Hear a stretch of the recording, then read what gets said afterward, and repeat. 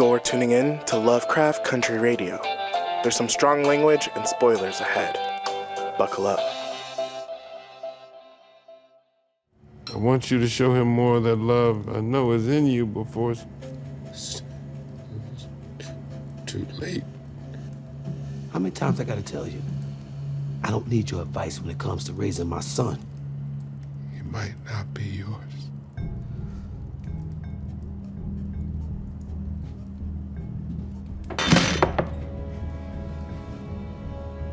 I don't care if you got a bullet in your gut. We settled that a long time ago. You shut your fucking mouth. I know. We agreed. We wouldn't speak of it, but I have to now. You might be all Tick has left. Girl, Ashley. Okay.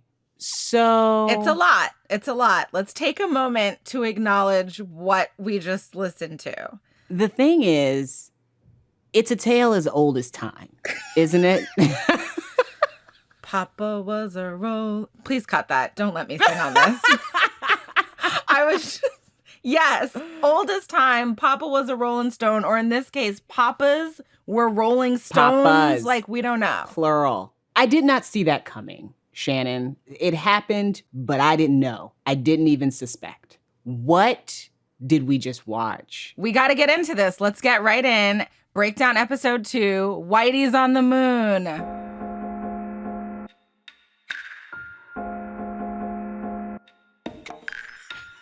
Welcome to Lovecraft Country Radio. I'm Ashley C. Ford, podcast host, writer, and horror enthusiast. And I'm Shannon Houston, a writer for the HBO series Lovecraft Country and mother to 3 free Black children. Amen. Today we're talking about all the themes episode 2 brought up for us: religion and power, legacy and lineage, and surveillance. And of course, we'll wrap things up with the references you may have missed. All right, so we pick up where the first episode left off. Atticus, George, and Letty are in this huge-ass mansion. Right. Atticus has just been told, welcome home to this huge-ass mansion. I love it, right? And we find out in this huge-ass mansion that Atticus is by blood a member of this family/cult/group of warlocks, the Sons of Ardham. And these white folks were mad as hell. And they did the thing that white folks do, where first they're like, oh no, you're totally welcome here. We're going to show you that we're mad as hell in more subtle ways over time. Yes. And we discussed this last week, right? White folks are always mad. There's a lot for them to be mad about. Let's start with just breaking down who the fuck the Sons of Ardham are, and also like how the power of religion is so crucial in this episode. Let's go. So what do we know about the Sons of Ardham and who are the key players? We are introduced to this creepy guy named William, who doesn't seem to be a son of Ardham, but is like kind of the butler, but kind of not, close friend of Christina. And then he teaches us about the history of this weird family, which now we know Atticus is a part of. So we have the elder Titus Braithwaite, who's long gone, and then Samuel Braithwaite, played by Tony Goldwyn, and we'll get into that later. We'll get into that. Is the papa, the head of the house now, Samuel Braithwaite. What do they want? Why do they exist? So the short answer is kind of in that quote that Atticus gives us. The KKK isn't calling themselves Grand Wizards anymore, right? Which, of course, they're not the KKK because the KKK are poor white people and these are rich, angry white people. So there's a difference. It's different. It's really different, guys. It's very different. But they want more power, and they also want this other strange thing, which is a return to Eden. Not necessarily in the way that we might think, but in the way that they perceive Eden as this true paradise where man reigned supreme. And so they use especially the book of Genesis, but the whole Bible is kind of a tool, and it influences many of their rituals and their ideas in a lot of creepy and exciting ways. Yes, it is very creepy. The minute you put yourself I think in Atticus's shoes, whenever he's around the sons of Adam, it's like, I would just get out, Right. personally. We also have this person who I also think should just get out and won't, but Christina. Christina is the daughter of Samuel, the ringleader of the sons of Adam. And Christina has these really interesting daddy issues. It's this thing where she continues to serve a person who she very clearly does not believe in. I think that is very clear. Wanting to impress, but not believing the same thing this person believes, which I think is a dynamic that a lot of people get into with their parents, but it is on display here. We've seen her before. She showed up in the first episode. Right. And she was driving that beautiful silver car that potentially saved the asses of Atticus, Letty, and George as they drove closer to Lovecraft Country. I love that you brought up the car because I'm obsessed with the car. And I love that you mentioned that she saved them in episode 1 because I think that kind of speaks to the weirdness of Christina. Like, yes, she saved you in episode 1. She kind of sort of seems maybe on your side in episode 2, but then not, but then is. And every time this character comes up, I notice people have this reaction where they want to hate her and feel like they should probably hate her, but there's something really fucking cool about Christina.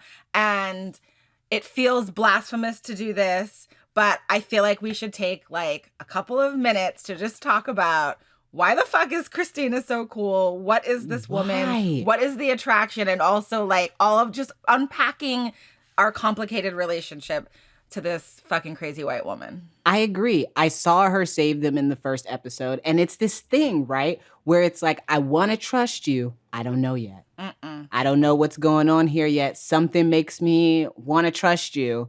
And the part of me that wants to trust you, I don't necessarily trust. And it's messing with me, right? Yeah, it's so interesting too. Like when I was thinking about Christina and what my reaction to her a lot of times is like, she's stunning. You know, the outfits, the freaking dresses. I mean, she's no Letty, but she carries herself in a way that is attractive. And I started really interrogating that. Like, what is attractive about it? She's fucking wild. And there's a reason. It's not even just that she's wild. It's also that she looks good doing it. She does. She looks good doing it. Like, I'm like, you know what? Maybe I would help birth more animals if when I did, I was wearing such a stunning outfit. You just need that shirt and those heels, and you just run through a strange farm-like town, and you deliver the baby. You do. And you show up in times when people need you, when perhaps your baby pig vampire pets are about to hurt them. Right. On your white horse. That is giving me strong Shadowfax vibes, by the way. Like, as a Lord of the Rings fan, I was just like, is that Shadowfax? And I also couldn't help but feel like there's something about a white woman running in on a white horse, like, as winter dies. That it's like, this is beautiful in a sense, but also doesn't look like something that's going to necessarily be available or helpful to me personally. Right. And I feel like that feeling that you're talking about, do I trust her? Do I trust the part of myself that wants to trust her? It's like, that's what's so interesting about her too. And like those feelings that come about. And I think you just know instinctively this help, any help comes at a cost, right? Right. And I feel like that's what we're feeling. But I think the other attraction to Christina in reality is like, she is questioning the patriarchy and challenging it. And that patriarchy is baked into the sons of Adam. And we see how obsessed they are with bloodline and the men in the family and the women aren't invited to dinner and all of these things. And what's Christina Braithwaite doing here? So all of that energy, I think, makes her more interesting. And then we have this awesome scene where she faces off with what you referred to, I believe, as Tony Goldwyn's white supremacist face. The dawn of time, just for a moment, everything was where and as it should be. From God to man to woman, down to the lowliest wriggling creature. It was nirvana. Let's discuss Fitzgerald Grant in his new role as Samuel Braithwaite, white supremacist warlock extraordinaire. Do you still want to sleep with him? Yes or no? Go. No. Okay. No. All right. Not after seeing that face. I can't do it personally. He went all dead in the eyes. He does a great job, I feel like, in this of seeming soulless. Like just soulless. And it shows like in his face almost that like true commitment to white supremacy is not about like adding good things to your life. It's about the absence of things. It's about what's missing. It's about like something just blank and numb.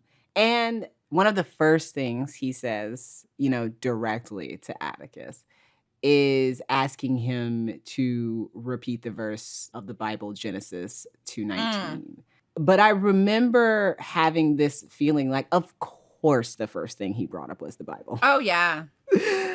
Like, of course, let's start from the foundation of I am informed by an infallible word. Right.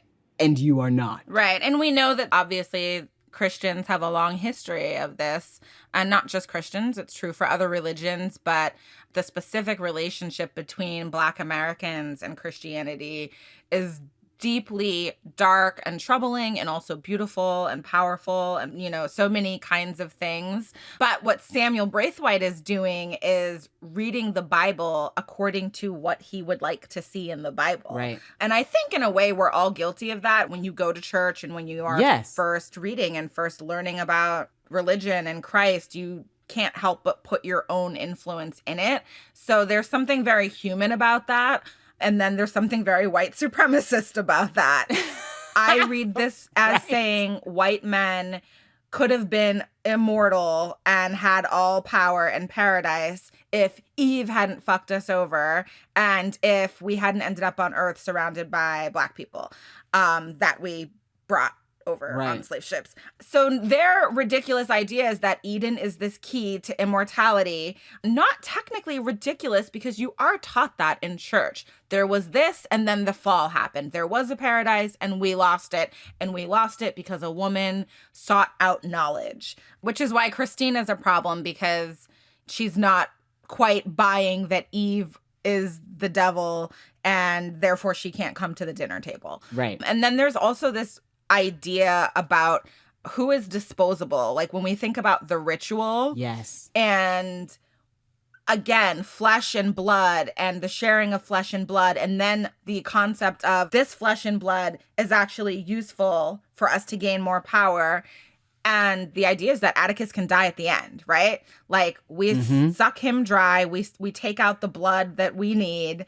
We use his actual body for our own gain, and then we get rid of it. What I like about that scene and what it made me think of is not just like the strangeness that we're giving to you in Lovecraft Country of like a strange ritual where a Black body is disposable, but also how that speaks to like literally everything. So many images that we consume, so many horror films that we love have perpetuated this violent myth of the Black body as disposable. Yes. I'm also getting that vibe from this scene. And I don't think we talked about that directly in the writer's room, but now that I'm seeing it, I'm like, ew, that's right. Y'all will just suck us dry, take our fucking music and do what you want with it. Like, it feels bigger than just that ritual. Yep, you got a hard agree in me, okay? Yeah. Because you see this constantly, and you not only see it perpetuated, you see it defended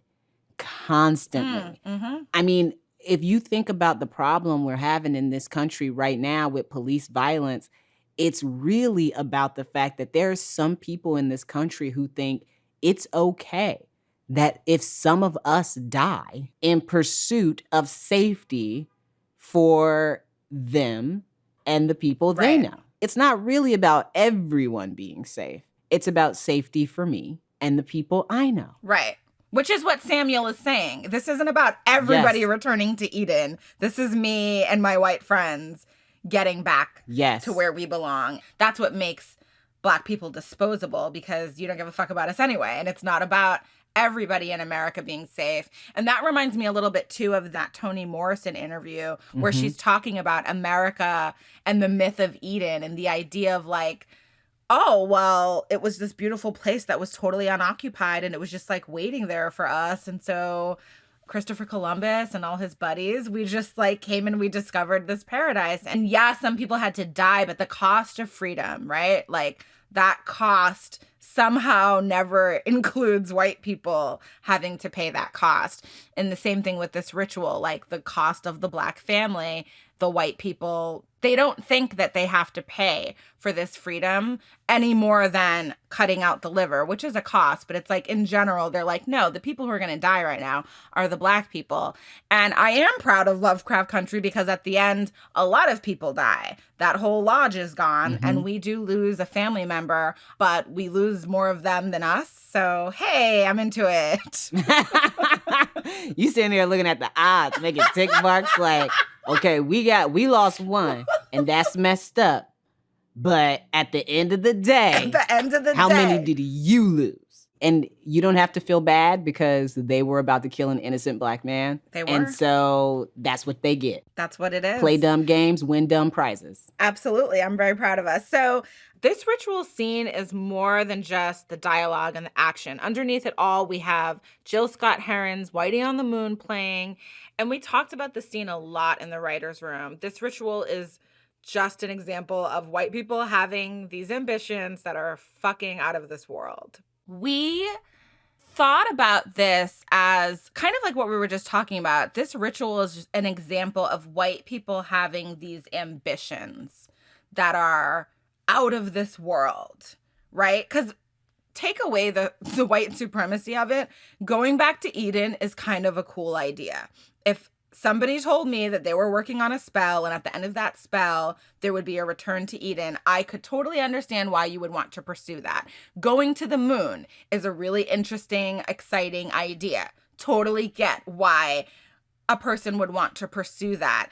But for America, every time something wonderful and exciting is happening, every time we unpack what was really happening to get Whitey to the moon or to get quote unquote freedom or to win a war, we always start finding these stories of Black people getting fucked over. To me, that's what Jill Scott Heron is talking about. Like, who the fuck cares if we're on the moon if I'm broke here? Who the fuck cares about American progress if America is literally killing us in these streets over here? There are a ton of unveilings in this episode. One of the biggest ones having to do with Atticus and his poor little baby lineage, because who the hell knows where that particular line splinters off and in which direction. We don't know now. So Atticus finds information out from Uncle George about his mom and her mother. Right. I remember George saying, I remember her telling me something. And Atticus being like, huh? Like, she told you something. Right. He's like, but my mom never talked to us about her people. Yeah. She never talked to us about her family. So you automatically get Atticus sort of being like, I know a lot is going on right now, but what was that? Yeah, and these family secrets are a big part of the problem for our characters. Again, it's not just the monsters. It's not just the Samuel Braithwaites of the world and the Christinas and the creepy Wills. It's these secrets that they have kept from each other. Why is Dora being more open about her family and their history with Uncle George than Montrose or Atticus? Why is Atticus learning this secondhand when he's a grown man and they're in a moment of trauma and trouble. Like, why do we wait as family members to deliver this kind of information that could actually be useful? Uncle George seems almost as interested and invested in the family history as everybody else, if not more. And his curiosity becomes hugely important because it's how they find out that Titus had used the Book of Names to make his body more powerful, and that Atticus is a reservoir of that power. And then we have the White family being like obsessed with all of that, obsessed with the blood and cherishing bloodlines more than anything else, which actually, like, our heroes, you know, they do this cool thing where they use that information to their benefit. Atticus kicks all the white people out of the room, which is what you must do, people. This is what you do when you enter a room full of white people. You take a seat and then you kick them all out, right? This is a great lesson. Yes. But Point 1.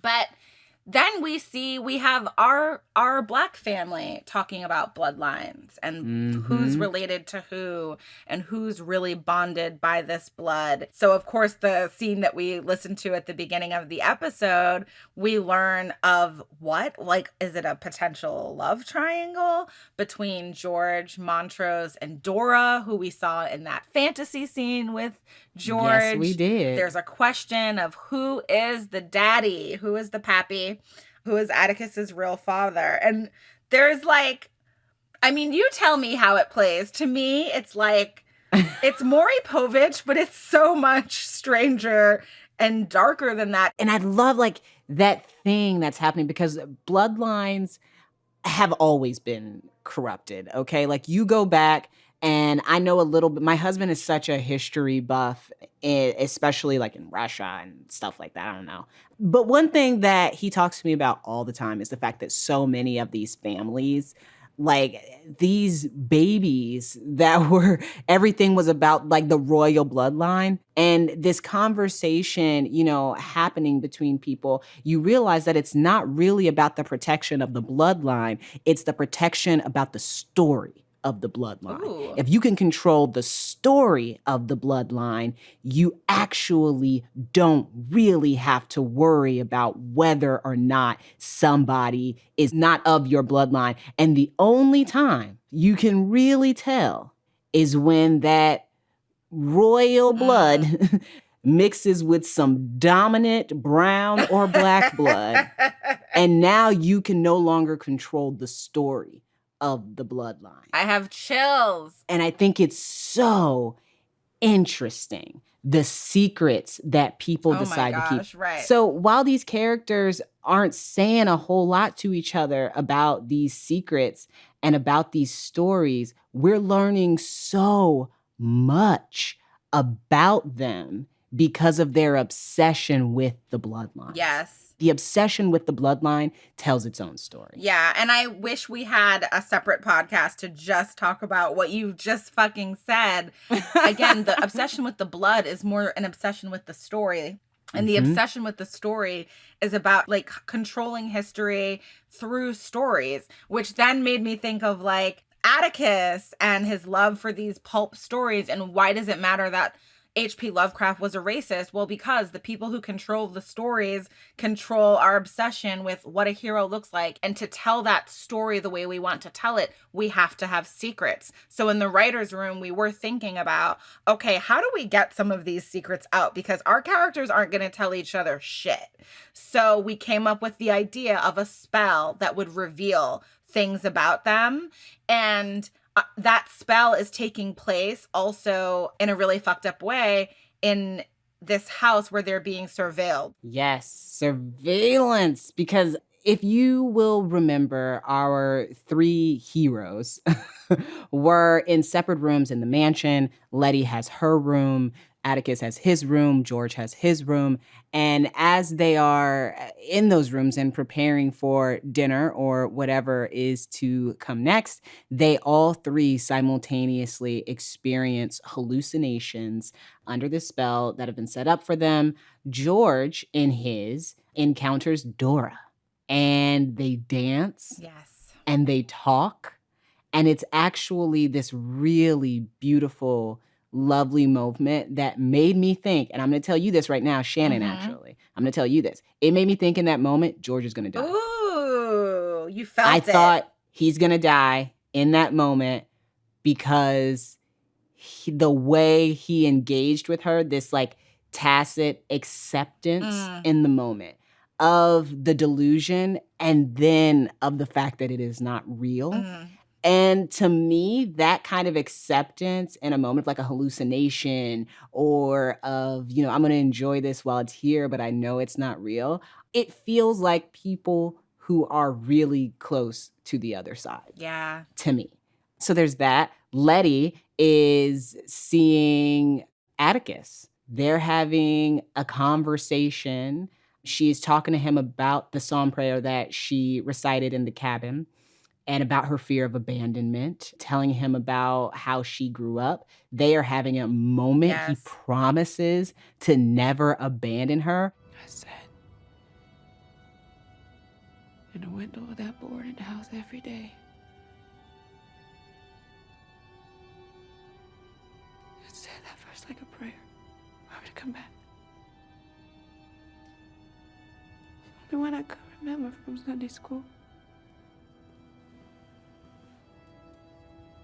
I'm never going to abandon you. They start making out. It's good, but she's also like, it's a little fast. And then he's got a snake dick. Yes. This speaks to a lot of themes, but one of the themes being that, you know, maybe dick is evil, right? That's one way to read it. That's one way to, I'm not saying it's the correct way.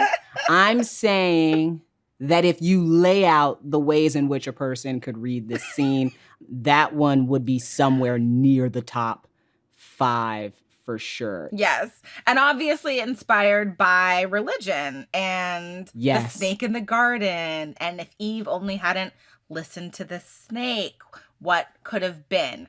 So Letty's being influenced by the sons of Adam and all their crazy shit and that crazy painting with Eve and Adam and the snake. Right. And I remember being really uncomfortable when we broke this scene in the writer's room because I was very protective of our Black characters in a way that made absolutely no sense considering what I knew the show had to do. So like anything mean happening to them, I would cross my arms and Misha would be like, oh God, Shannon, like, can you stop it? Because I remember being like, I don't like the white people watching. That's so gross. That's awful. That's traumatic. And she was like, yeah, that's the point. And I'm like, but Letty is unpacking and she's bearing her soul and she's talking about her mommy issues and her God issues and it's not even real. And then the snake thing comes out and I was like, had that feeling. And this is a feeling that I had in the room every single day. And it's why this job will go down in history as one of the most like powerful experiences of my life. But the feeling that I always had was just of great discomfort, but also interest. I couldn't figure out what to do with that feeling. Like when we started really breaking this scene down and the layers of spirituality, religion, the 23rd Psalm, a budding romance, family secrets, is it real or not? And then all of that's happening and fucking white people are watching because it's all a spell anyway. Like the robbery of the intimate moment, the surveillance of that intimate moment made me so uncomfortable, even though I knew it was very real.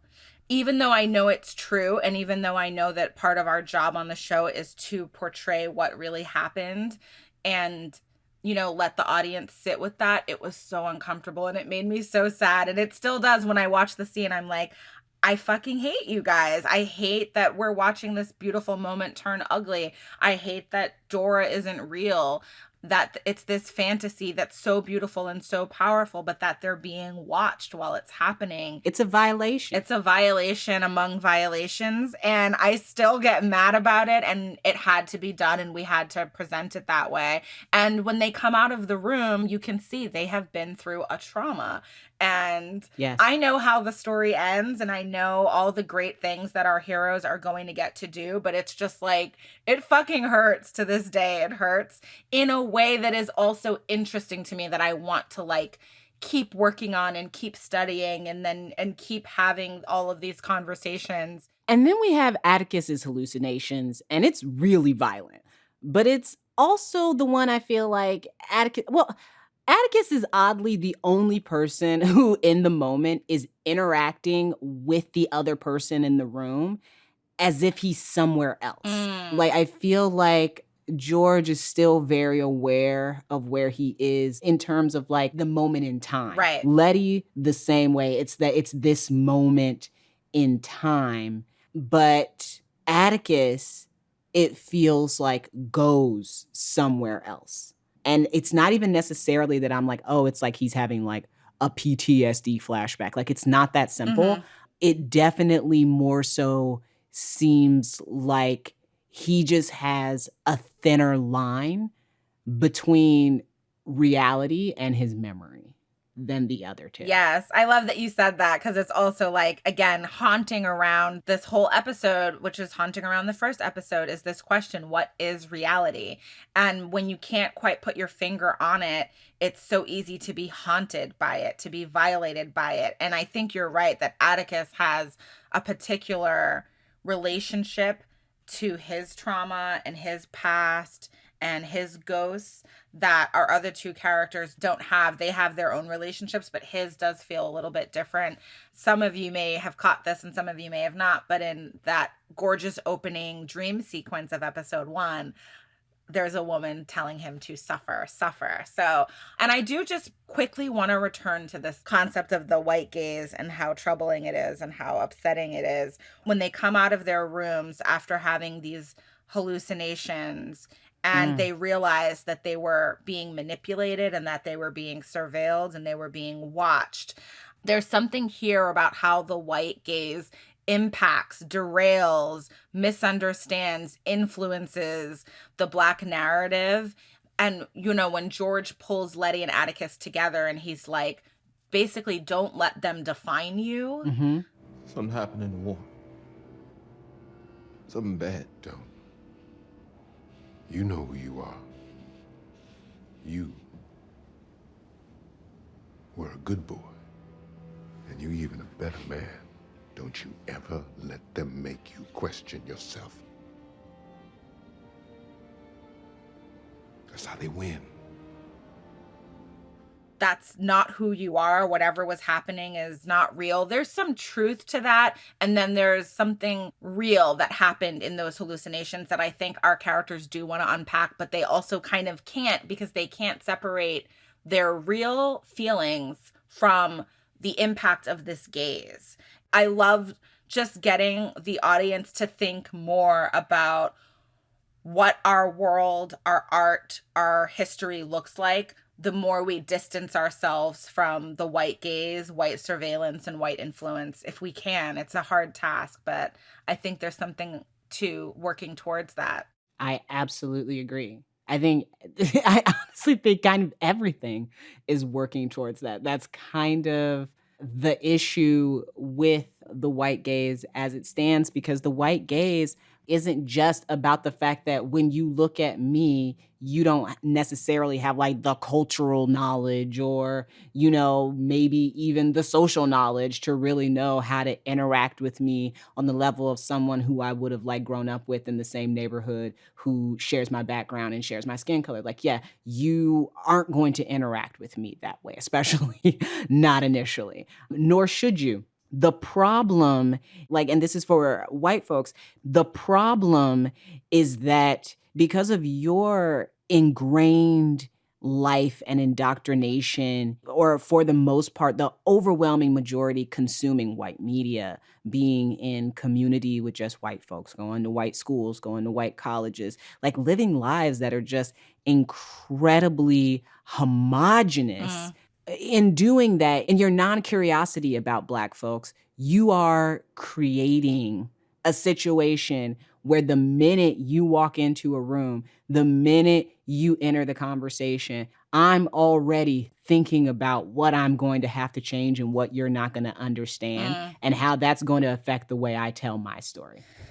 To be perfectly honest, I don't think it's necessarily true that Black folks are, like secretive about trauma and stuff more than anybody else. I do think the reasoning around it comes from the white gaze, which has Amen. been that traditionally it ends with feeling like my story has been exploited or it has been flattened to fit a narrative that makes sense with what they've already been taught.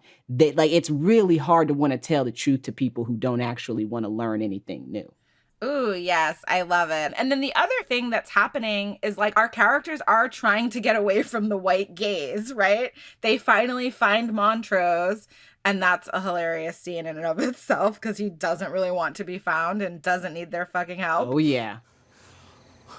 What the hell y'all doing here? We're here to save you. I'll save my damn self. I ain't need y'all coming for me. You wrote for me to come. Boy, we ain't spoken over 5 damn years. And you fight me on everything. Obviously, I didn't think you were stupid at the shore because I wrote a letter under duress. You don't need to talk to him like that. I talk to my son however the hell I want to. Can we get the fuck out of here, please? But they find him and they're trying to flee, and we think that they're going to escape. And of course, the car crashes into this invisible force, and we are reminded that white people are always watching. They cannot escape. And after our heroes have been captured again in the final moments of the episode, Atticus literally brings the house down during this epic ceremony. And we see one of my favorite characters in the history of television, Hannah, his ancestor, who is saving him. I have a lot of thoughts. Talk to me about Hannah. Please talk to me about Hannah. I mean, first of all, can we just give it up for Black women, Black femmes? One time. Just love it. I love the idea of you're in a moment of distress, and we've seen one character in a moment of distress call on the Lord, and there's nothing wrong with that. And then we see another character in this moment of distress, and Atticus isn't calling on his ancestor because he doesn't know that he even can do that, but there she is. Hannah is there, and she is the person who survived the first great fire in this lodge, which was during the time of Titus Braithwaite. And she ran into the forest, pregnant, an enslaved woman, and she survived. This person seems really important. Why wasn't her memory kept alive in this family? Why don't we know more about her? We'll have to keep watching to find out. But maybe we can talk a little bit about like this relationship between Black families and memory and the stories that we pass down. Absolutely. Absolutely. I have talked a little bit online about the fact that when my grandmother passed away, she left me a journal where she had written out a lot of her story as a child, things that she had never mentioned to me before. And my grandma talked to me about everything, honey, like more than I wanted to be talked to about, I promise you. But we had this moment before she died where she told me that she would leave me something like that. And I didn't really believe her because she doesn't talk about her life. And that is not uncommon for a lot of my folks who have Black grandparents, that they don't talk a whole lot about their parents or their past, except for a few stories here or there that they repeat over and over and over.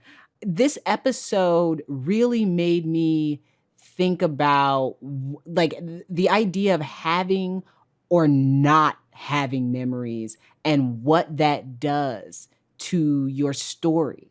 One of the things that happens early in the episode is like some weird memory loss. Yes. Like not being able to remember the danger you were just in because now you're exceedingly comfortable. Ooh. Well, like actually it's a spell, but to me it's this idea, right? That like if you get to a certain point, and I think this is a dream for a lot of people, and especially people who have dealt with racialized trauma, is that if you get to a certain level or point of comfort, you will forget the bad things. Yes. That it will actually erase them. Yes. But there's something about Tick that he does not forget. Yes, and he looks crazy. Yes. To the other characters. And in this time period, it's like he's ruining their fun. George has a freaking library full of limited edition, first edition literature that he's dying to get his hands on. Letty's wardrobe, which I just feel like we should discuss in every podcast episode because every episode her wardrobe is insane, but this one is on another level. Like, hard agree. They're having fun in a weird way. You know, they know that it's not necessarily safe here, but there's this levity. And then there's this, like, you could say angry black man who's like, no, we need to be on guard. There are monsters around. And they're like, monsters. So there's definitely something interesting happening there. And I love this story that you shared about your grandmother, because I do think that that speaks directly to what the show is trying to say about how we raise our children, what we keep from them in the name of family secrets or protection, and what isn't really protection at all. Again, only George knows about Hannah. Atticus doesn't know about the George, Montrose, Dora entanglement. What are we robbing our children of and future generations of when we don't pass down all the stories? Who knows who Atticus might have been if he had known about Hannah? Who knows if they would even be in this situation? And there's this other moment. This is what I wanted to talk about earlier about the hallucinations, because I think this also speaks to what you're talking about like suppressing certain trauma in the family for the good of the family. Mm-hmm. And I love this scene where George pulls Letty and Atticus in, and he tells Atticus, just as Atticus is about to say something about his vision, something happened in the war. And George kind of cuts him off and he says, you were a good boy and you're an even better man. And I remember loving that scene so much when we talked about it in the writer's room. And also, of course, we knew what was going to happen to George. So we wanted to like get you all feeling great about what a great parental figure George is. How dare you? How dare you? Yes, so that was definitely intentional. But when I look at the scene now, I also am like, there's a danger here because Atticus is actually about to share a little bit about what happened in the war, maybe. And George is actively suppressing that traumatic experience. The intention being, I want you to get through this. I don't want you to be basically so fucked up over what happened that we don't survive whatever's about to happen. So again, it's about protecting this person. But I also think now that I've seen it again, that George is doing it because he doesn't want to answer any questions about the vision he just had. Yes.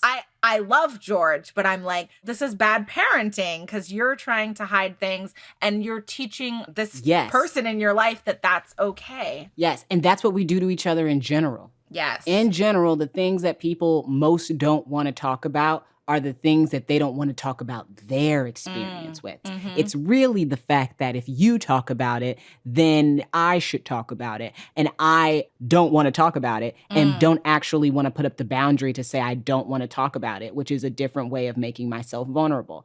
And it's also the thing that keeps us, I think, as a people most often from being able to fully trust ourselves. Because so much of how we get affirmation of what we've seen and what we experience in a sick racist society is by turning to people in the community and having to basically ask them, like, this happens, right? Right. And you need people who can say, look, this happens.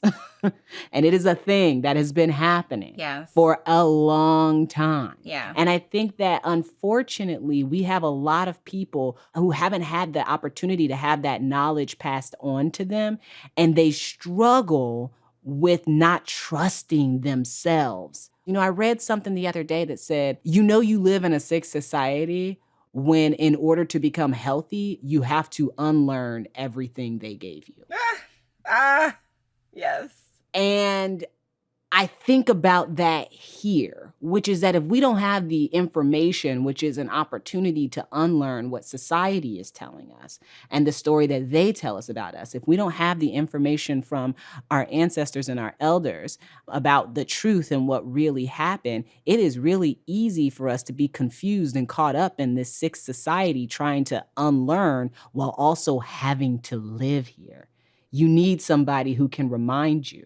Somebody who can put their hand on your shoulder and say, when you look over there and you see that, I see it too. Yes. And I think the inclination can be to shut down, to protect, and to keep those secrets. As a parent, I understand that, but the results of that shutting down can be more destructive than we think. And that's kind of what our characters are about to start grappling with. And we end on this, like, I don't even know, this moment. A terrible moment. A beautiful, terrible moment. Beautiful, terrible. Beautiful and terrible. That's about it, right? Yes. That's about how you would describe the feeling of this show. And I can't wait to see what happens next episode. We're going to leave you guys with some references and recommendations. Ashley, I would like you to commit to starting to watch Buffy the Vampire Slayer. Do you want that from me? I would like, and you can make me commit to something too, but I would like that for you, because part of the reason I say that is because this episode reminds me of Buffy in a lot of ways, like creepy rituals, white people in kind of sexy hoods, monsters, and a lot of magic. I mean, again, Buffy's a lot of things and this show is a lot of things, but I'm like, there's a vibe here that I know you would appreciate. So I won't put you on the spot now, but just think about making that commitment to us. 100%. 100%. Okay, thank you.